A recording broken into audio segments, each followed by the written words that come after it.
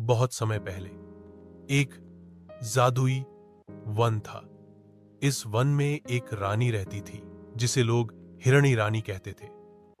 उसके सिर पर हिरण जैसे सींग थे और उसकी गोद में हमेशा एक नन्हा हिरण रहता था। यह हिरण कोई साधारण प्राणी नहीं था, बल्कि वन का भविष्य का राजा था। रानी के दो वफादार रक्षक थे, भेड़िया योद्धा, जिनके हाथों में तलवारें और भाले रहते थे।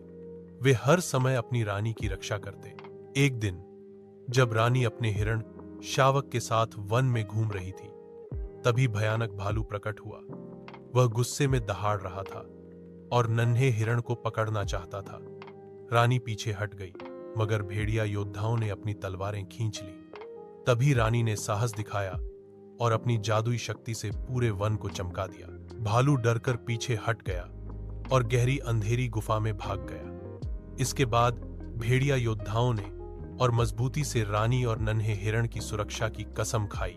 उस दिन से सबको पता चल गया कि रानी सिर्फ एक इंसान नहीं, बल्कि वन की देवी है, जो हर प्राणी की रक्षा करती है। भालू के भाग जाने के बाद वन में फिर से शांति लौट आई, मगर रानी जानती थी कि यह शांति ज्यादा देर टिकेगी नहीं। जंगल के भीतर और भी अंधेरे प्राणी छिपे थे जो उस नन्हे हिरण की शक्ति चाहते थे।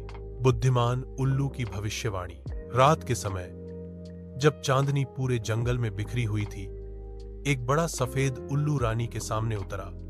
उसकी आंखों में भविष्य देखने की शक्ति थी। उल्लू ने कहा, रानी, यह नन्हा हिरण एक दिन वन का सच्चा राजा बनेगा, लेकिन इसके लिए इसे अग्नि पर्वत की ज्वाला से गुजरना होगा, तभी यह अपना साम्राज्य पा सकेगा। रानी चौंक गई, मगर उसने प्रण किया कि चाहे कितनी भी कठिनाई आए, वह हिरण को उसकी किस्मत तक पहुंचाएगी। भेड़िया योद्धाओं।